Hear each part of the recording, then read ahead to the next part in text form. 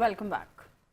Bulletin का बाकायदा आगाज करें और सबसे पहले आपको बताएंगे कि DGISPR का बताना है कि ऑपरेशन के दौरान जाफर एक्सप्रेस हमले के तमाम 33 दहशतगर्दों को हलाक कर दिया गया है। दहशतगर्दों की बर्बरियत से 21 मुसाफिर शहीद हुए। रेलवे ट्रैक को धमाके से उड़ाकर जाफर एक्सप्रेस को रोका गया। रेलवे हुकाम के मुताबिक जाफर एक्सप्रेस में 440 अफराद मौजूद थे। बम डिस्पोजल स्क्वाड ट्रेन की जांच पड़ताल कर रहा है। दहशतगर्द दौरान ऑपरेशन अफगानिस्तान में अपने सहूलतकारों से राबते में थे। DGISPR लेफ्टिनेंट जनरल अहमद शरीफ का कहना है कि ऑपरेशन में 4 FC एहलकार भी शहीद हुए हैं। जाफर एक्सप्रेस में सिक्योरिटी फोर्सेस का ऑपरेशन मुकम्मल कर लिया गया है। दहशतगर्दों ने यरगमालियों को इंसानी शील्ड के तौर पर इस्तेमाल किया। ऑपरेशन में आर्मी, एयरफोर्स, फ्रंटियर कोर और आज ISG कमांडो ने हिस्सा लिया है। कुछ दहशतगर्द करीबी इलाकों में भागे हैं, उनको इकट्ठा किया जा रहा है। तर्जुमान पाक फौज ने वाज़ेह किया है कि जाफर एक्सप्रेस पर हमले के बाद गेम के रूल्स तब्दील हो चुके हैं। आपको अहम खबर दे रहे हैं, इस वक्त बुलान में जाफर एक्सप्रेस पर दहशतगर्दों में मुलव्वस तमाम 33 दहशतगर्दों को जहन्नम वासिल कर दिया गया है। DGISPR का बताना है कि ऑपरेशन के दौरान जाफर एक्सप्रेस हमले के तमाम 33 दहशतगर्दों को हलाक कर दिया गया।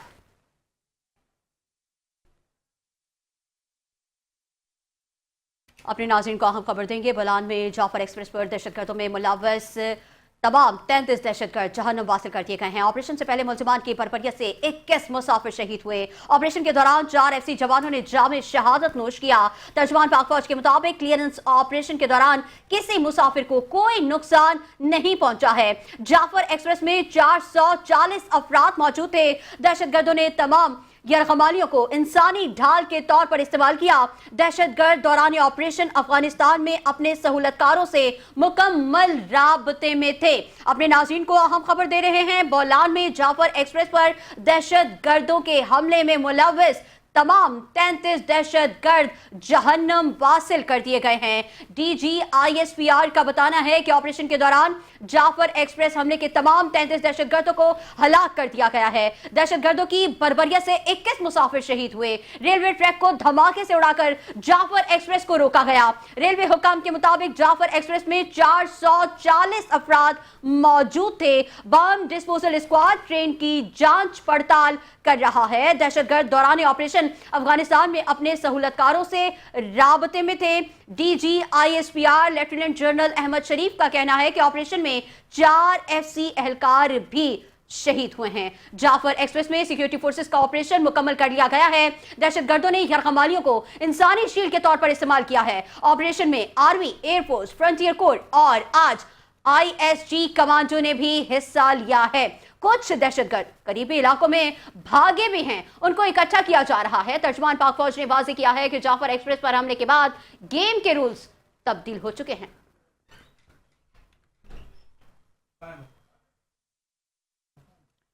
खबर दे रहे हैं आपको, DGISPR का ये बताना है कि ऑपरेशन के दौरान जाफर एक्सप्रेस के तमाम 33 दहशतगर्दों को हलाक कर दिया गया है। बुलान में जाफर एक्सप्रेस पर दहशतगर्दों के हमले में जो मुलव्वस थे तमाम दहशतगर्द उन्हें जहन्नुम वासिल किया गया है।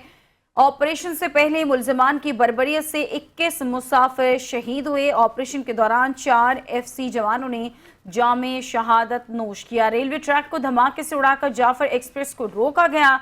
रेलवे हुकाम के मुताबिक जाफर एक्सप्रेस में 440 अफराद मौजूद थे। बम डिस्पोजल स्क्वाड ट्रेन की जांच पड़ताल कर रहा है। दहशतगर्द दौरान ऑपरेशन अफगानिस्तान में अपने सहूलतकारों से मुसलसल राबते में थे। ब्रिगेडियर रिटायर्ड फारूक हामिद हमारे साथ लाइन पर मौजूद हैं। इसी सारी सूरत हाल पर उनसे बात करेंगे। सर, क्या कमेंट करेंगे ये जो वाक़या पेश आया और दहशतगर्दी का जमकर मुकाबला किया गया, ये कहिएगा कि जो तमाम जो दहशतगर्द थे उन्हें जहन्नुम वासिल कर दिया गया है, आप क्या कमेंट करेंगे? देखिए, ये बिल्कुल इसमें ये बड़ी दिस इज गुड न्यूज कि वो जितने लोग थे 30-35 इनकी तादाद थी, ये BLA के दहशतगर्द तमाम को वाइप आउट कर दिया गया, खत्म कर दिया गया। और चले, मैं मानता हूँ कि हमारे 4-5 जो FC के वो हैं वो शहीद हुए हैं और कुछ बाकी लोग भी शहीद हुए हैं सिविलियन। लेकिन द पॉइंट इज दिस कि मैं तो ऑनेस्टली मैं एक्सपेक्ट करता कि शायद ये उनके पास जो सुसाइड बॉम्बर हैं जिन्होंने इनको यरगमाल बनाया हुआ है पैसेंजर्स को, अगर खुदा ना खास्ता वो वाला मामला हो गया तो फिर तो बहुत ज्यादा जानी नुकसान हो गया।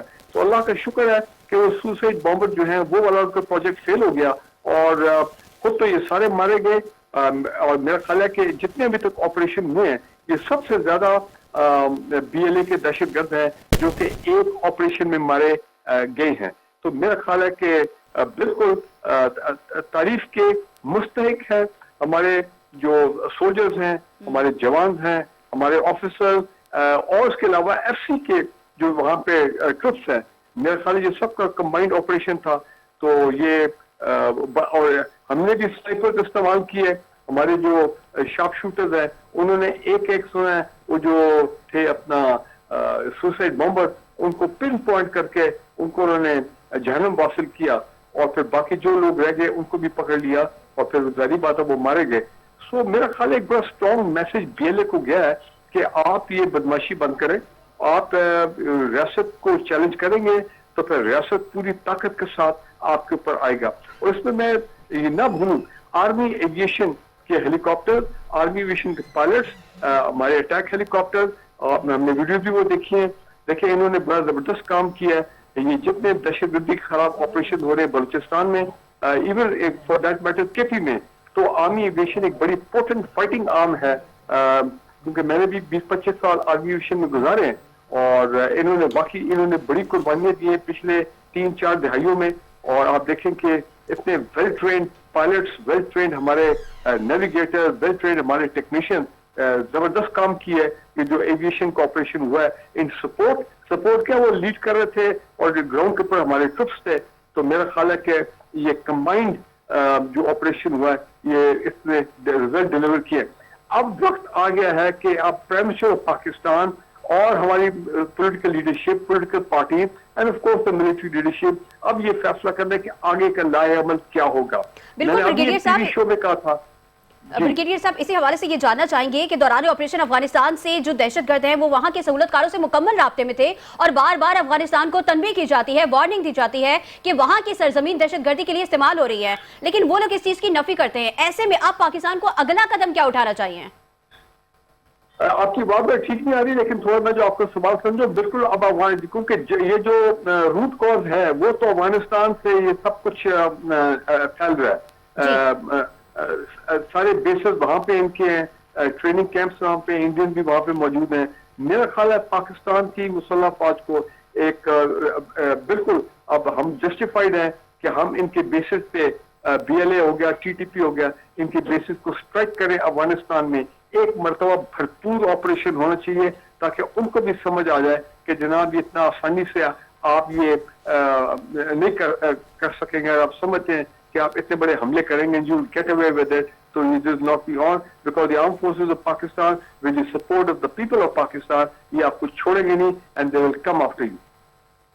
अच्छा सर, इस सारी सूरत हाल में पड़ोसी मुल्क भारत की भी थोड़ी सी बात मैं करना चाहूंगी। जो भारतीय प्रोपेगेंडा आपने देखा, जिस तरह से मीडिया पर मन घड़त और झूठा प्रोपेगेंडा किया गया, उस पर आप क्या कमेंट करेंगे?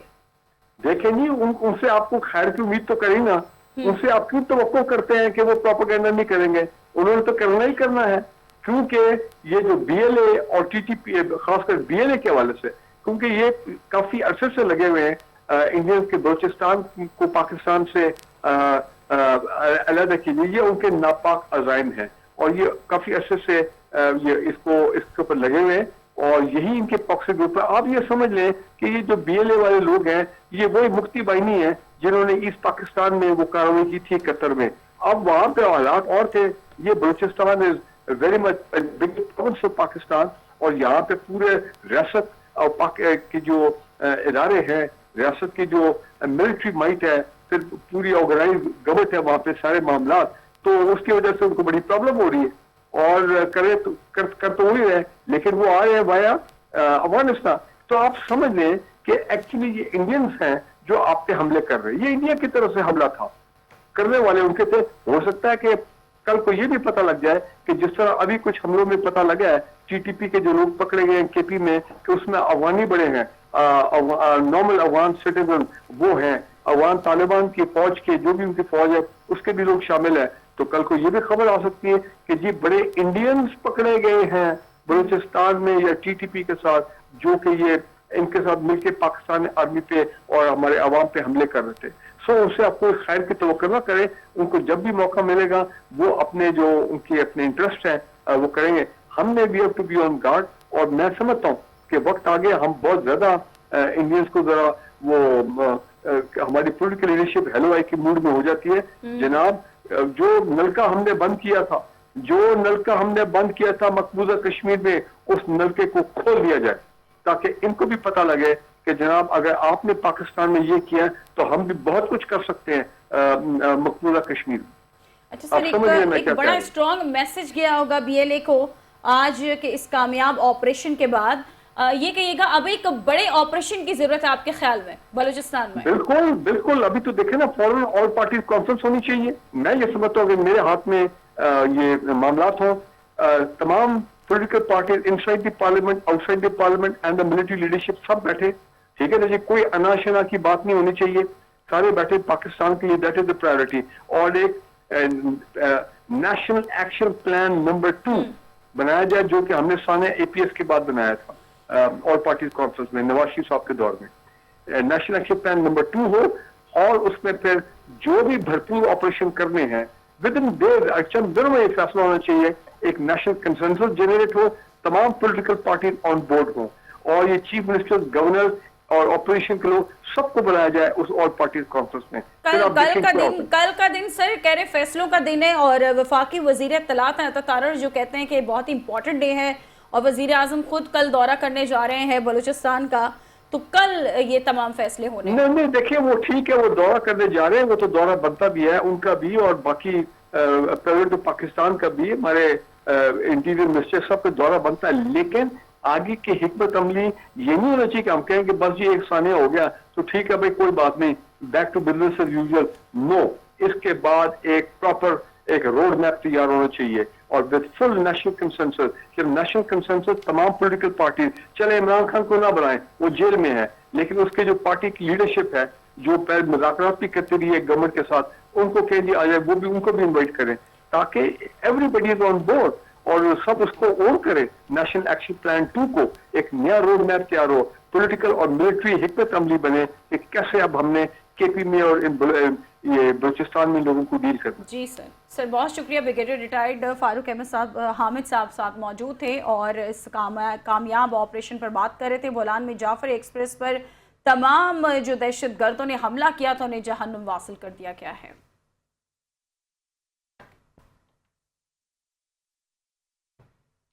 मजीद खबरें होंगी इस ब्रेक के बाद, आप रहिए हमारे साथ।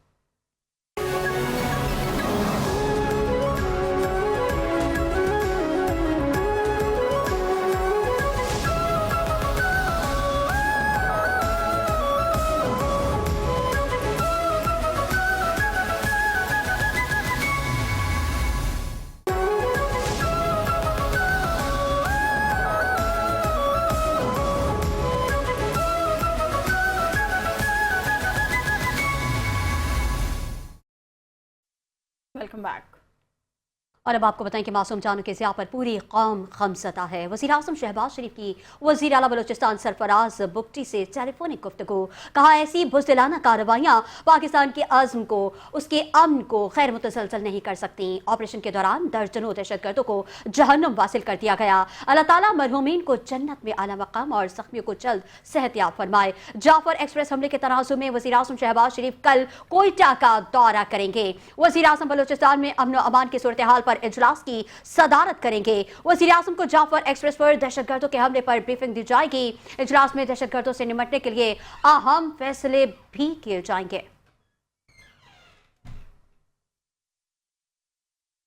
जाफर एक्सप्रेस ऑपरेशन कामयाबी से हमकिनार, तमाम मुसाफिरों को बाजियाब करा लिया गया। सिक्योरिटी फोर्सेस का दहशतगर्दों के खिलाफ ऑपरेशन कामयाब, मुसाफिरों को बाहिफाजत बाजियाब कर लिया गया। सिक्योरिटी जराए इस दहशतगर्दाना हमले में मुलव्वस 33 दहशतगर्दों को जहन्नुम वासिल कर दिया गया। सिक्योरिटी जराए क्लियरेंस ऑपरेशन के दौरान इंतहाई महारत और एहतियात का मुजाहरा किया गया ताकि मासूम जानें बचाई जा सके।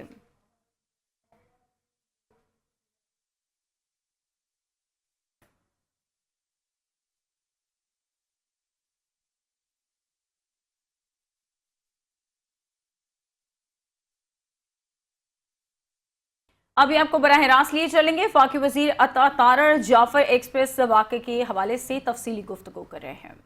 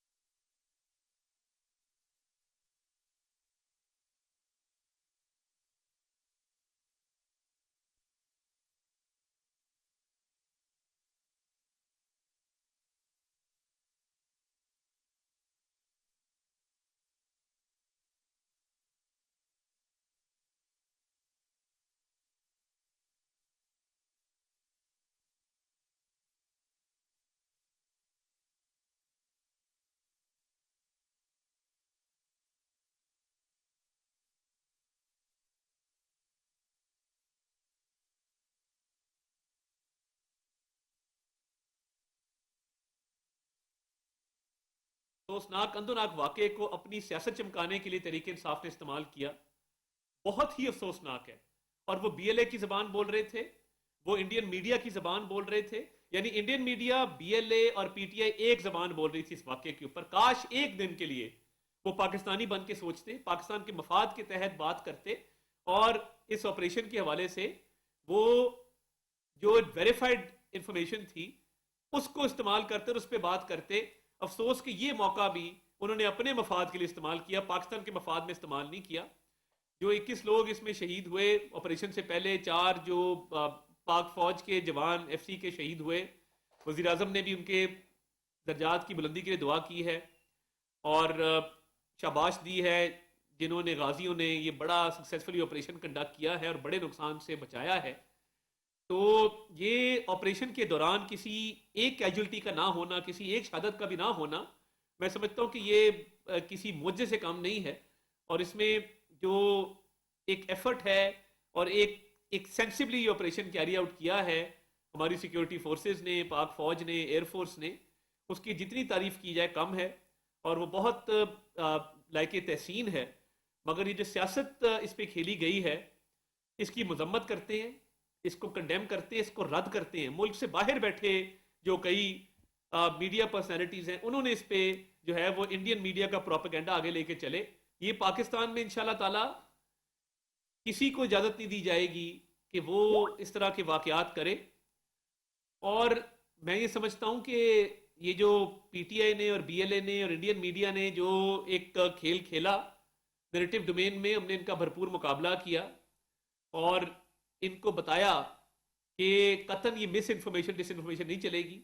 और हकायक जो आते रहे, अभी आपने देखा जिस तरह ये कैमरे से सारी फुटेज आई है, तो मैं समझता हूँ कि जहाँ बीएलए को शिकस्त हुई है, इंडियन मीडिया को शिकस्त हुई है, उसके साथ साथ तरीके इंसाफ को भी शर्मसार होना चाहिए कि वो एक झूठा बयानिया चला रहे थे और एक ऐसी जबान बोल रहे थे जो कौमी मफाद के खिलाफ थी।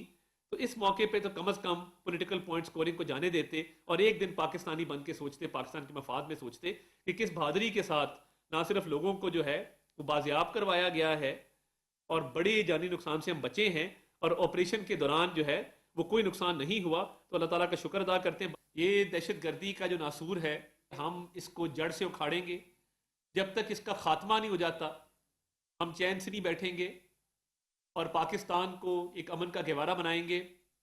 पाकिस्तान में जो ये दहशत गर्दी की कार्रवाइयाँ हैं इसके खिलाफ हमारी सिक्योरिटी फोर्सेस, अफवाज पाकिस्तान, पुलिस, रेंजर्स वो मुतहरिक हैं और इन दहशत गर्दों का ताक़ुब किया जाएगा, हैंडलर्स का, सपोर्टर्स का, प्रमोटर्स का। मियाँ शहबाज शरीफ, उनकी हुकूमत, अफवाज Pakistan, chief of army staff general Nasim Munir, सबका एक गैर मुतज़लज़ल अज़म है कि दहशत गर्दी के नासूर को जड़ से उखाड़ना है। और ये बीएलए के टेररिस्ट जो अपने आप को उन्होंने एक्सपोज किया, उनकी साजिश ये नाकाम हुई, इंशाल्लाह ताला वो कभी भी अपने मज़मूम मकासद में कामयाब नहीं होंगे। तो इस दहशत गर्दी के नासूर से निमटने के लिए हम पूरी तरह इंशाल्लाह तैयार हैं हौसले के साथ और हिम्मत के साथ वज़ीर आज़म शहबाज शरीफ जो है वो आज उनकी वज़ीर आला बलूचिस्तान से भी बात हुई और कल जब वो बलूचिस्तान का दौरा करेंगे तो वो लाहे अमल का वहाँ पे तफसील के साथ इस पर रोशनी डालेंगे। बहुत शुक्रिया। पाकिस्तान जिंदाबाद।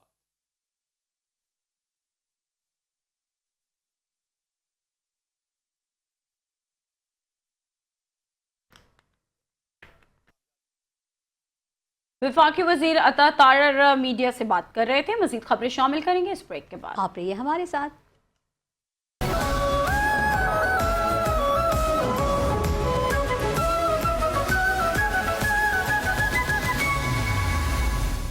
Welcome back. और अब आपको बताएं कि दहशतगर्द 1 इंच पर भी काबिज नहीं रह सकते। जाफर एक्सप्रेस हमले में मुलविस अनासर को जल्द कैफरे किरदार तक पहुंचाया जाए। वज़ीर आला बलूचिस्तान सरफराज बुख्ती की हिदायत। वज़ीर आला बलूचिस्तान सरफराज बुख्ती की ज़ेर सदारत अमन अमान से मुतालिक आला सतही इजलास हुआ है। वज़ीर आला बलूचिस्तान ने हमले को नाकाबिल बर्दाश्त करार देते हुए कहा कि दहशतगर्दों के खिलाफ सख्त कार्रवाई की जाए। दहशतगर्दाना कार्रवाई का मकसद पुरतशद्दुद माहौल का तासुर कायम करना है।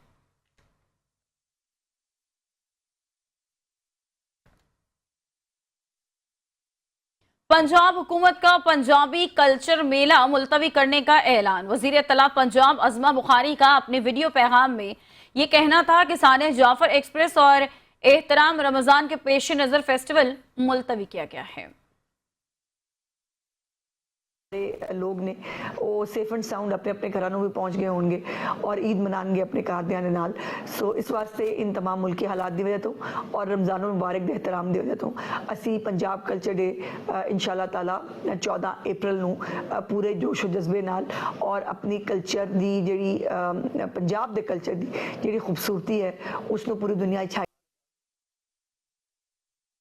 कराची में तरक्याती मंसूबों पर काम जारी है। सिंध हुकूमत ने 1 साल में बहुत से अवामी मंसूबों को शुरू किया। 1 साल में 196 नई सड़कों की तामीर मुकम्मल हुई। वज़ीर आला सिंध मुराद अली शाह का सिंध हुकूमत की 1 साल की कारकर्दगी के सिलसिले में होने वाली तकरीब से खिताब।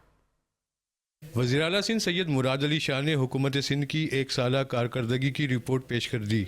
बताया कि बिलावल भुट्टो ने गुज़िश्ता साल अक्टूबर में सिंध हारी कार्ड का इजरा किया। कराची में भी तरक्याती मंसूबों पर काम जारी है। कायद-ए-आज़म और जुल्फ़िकार भुट्टो का विजन आगे बढ़ा रहे हैं। सिंध हुकूमत ने डिजिटलाइजेशन पर बहुत ज्यादा फोकस किया है। सिंध हुकूमत का 1 साल वज़ीर आला ने कारकर्दगी अवाम के सामने रख दी। वज़ीर आला हाउस में तकरीब का इनेकाद किया गया जिसमें सूबाई वज़रा, मुशीरान, माविनीन खुसूसी, अराकीन असम्बली, ब्यूरोक्रेट्स और सिविल सोसाइटी के नुमाइंदे शरीक हुए। मुराद अली शाह ने गवर्नेंस में डिजिटलाइजेशन लाने का अज़्म का इजहार किया। साथ बताया कि तुलबा के लिए पीपल्स इंफॉर्मेशन टेक्नोलॉजी प्रोग्राम शुरू किया है। इस वक्त तक हम 11,071 स्टूडेंट्स ग्रेजुएट करा चुके हैं। इनको फॉलो भी कर रहे हैं जैसे जैसे ये निकल रहे हैं। इनमें से 2528 ने जॉब्स हासिल कर ली हैं और इसकी सक्सेस को देखते हुए इसको कंटिन्यू करेंगे।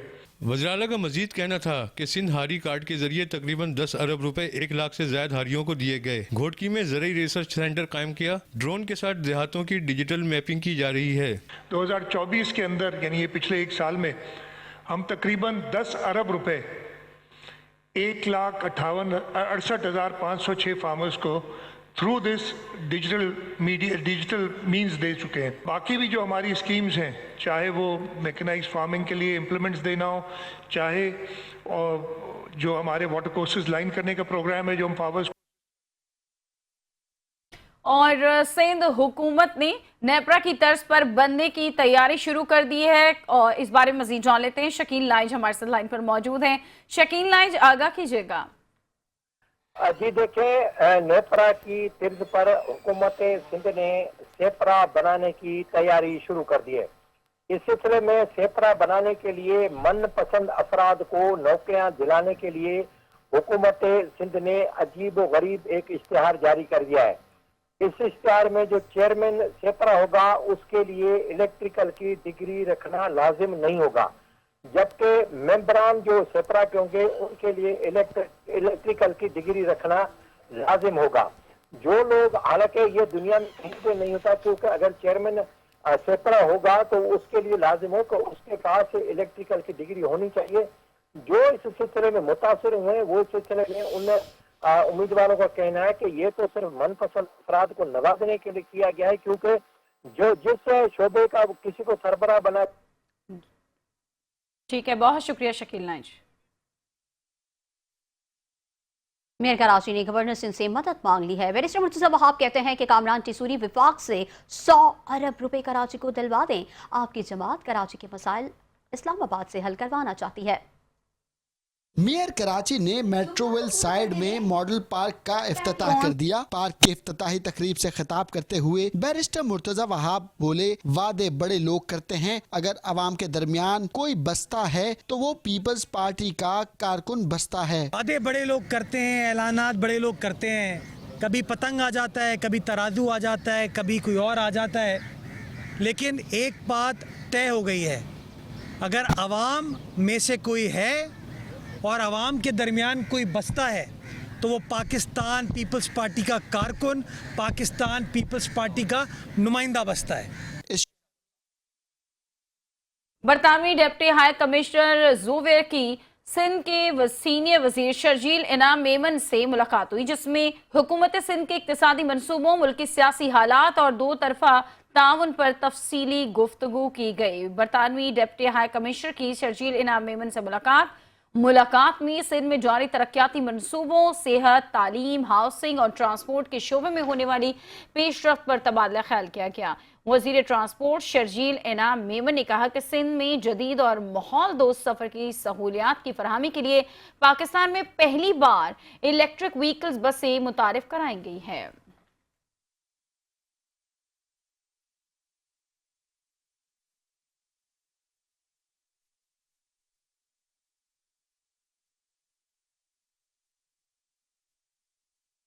खेल के मैदान से खबर शामिल करते हुए आपको बताएं कि कौमी स्क्वाड बरास्ता दुबई न्यूजीलैंड के लिए रवाना हो गया है। पाकिस्तानी टीम न्यूजीलैंड के मकामी वक्त के मुताबिक कल शाम क्राइस्ट चर्च पहुंचेगी। पाकिस्तान और न्यूजीलैंड के दरमियान 5 T20 मैचेस की सीरीज 16 मार्च से शुरू होगी।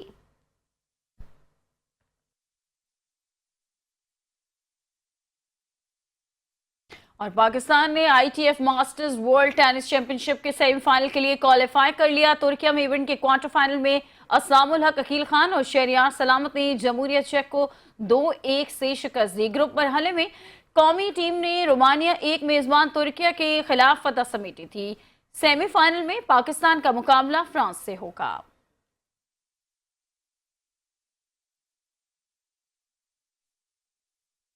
इटली में जारी 12वें special Olympics world winter games में पाकिस्तानी एथलीट्स मोहम्मद आफाक, तबस्सुम नासिर और शाह गालून ने स्नो स्विंग 100 मीटर दौड़ के फाइनल मुकाबलों के लिए क्वालिफाई कर लिया है। इटली के शहर टोरियन में जारी special Olympics world winter games में 13 मार्च को होने वाले क्रॉस कंट्री स्केटिंग और स्नो स्विंग के मुकाबलों में पाकिस्तानी दस्ते में शामिल तमाम 10 एथलीट्स एक्शन में नजर आएंगे।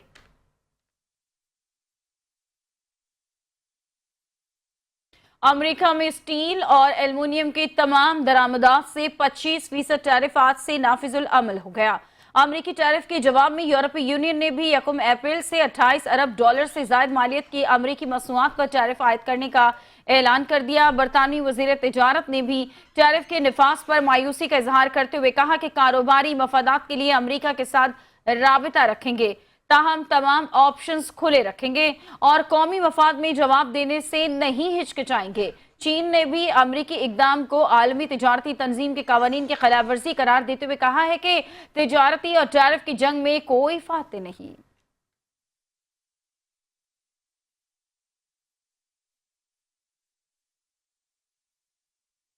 अल-मुस्तफा वेलफेयर सोसाइटी खिदमत खल्क की एक रोशन मिसाल, जहां लोगों को मुफ्त इलाज की सहूलत फराहम की जाती है। मुख्तलिफ ब्रांचेस के जरिए लोगों को मयारी मेडिकल केयर फराहम की जाती है ताकि वो अफराद जो महंगा इलाज बर्दाश्त नहीं कर सकते वो भी सेहतमंद जिंदगी गुजार सकें। इस बारे में मज़ीद जानेंगे दुआ गफ्फार की इस रिपोर्ट में।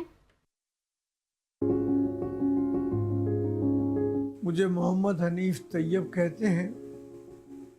जिस इलाके में हम बैठे हुए हैं गुलशन इकबाल, यहाँ से मैं मेंबर कौमी असम्बली मुंतखब हुआ हूँ। हम इस वक्त बैठे हुए हैं अल-मुस्तफ़ा में। ये खिदमत खल्क का एक आलमी इदारा है।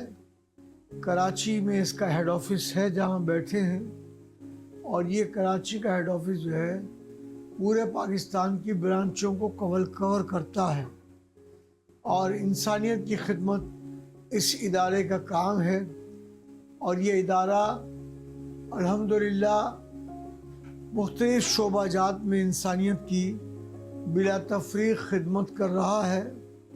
मकसद ये है कि जो परेशान हाल हैं, दुखी लोग हैं, उनके इलाज मुआवजे में, उनके तालीम व ताल्लुम में उनकी मदद करना।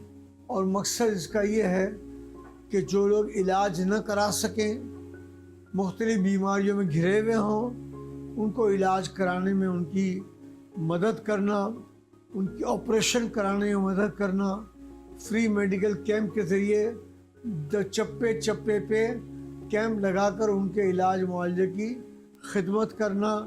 अल-मुस्तफ़ा वेलफेयर सोसाइटी जो है वो सिर्फ कराची में गुलशन इकबाल में नहीं, मलीर में भी, सऊदाबाद में भी, खोखरा पार में भी, लियाकताबाद में भी, औरंगी टाउन में भी, कोरंगी में भी और मुख्तलिफ़ जगहों पर अल्हम्दुलिल्लाह ये कायम है।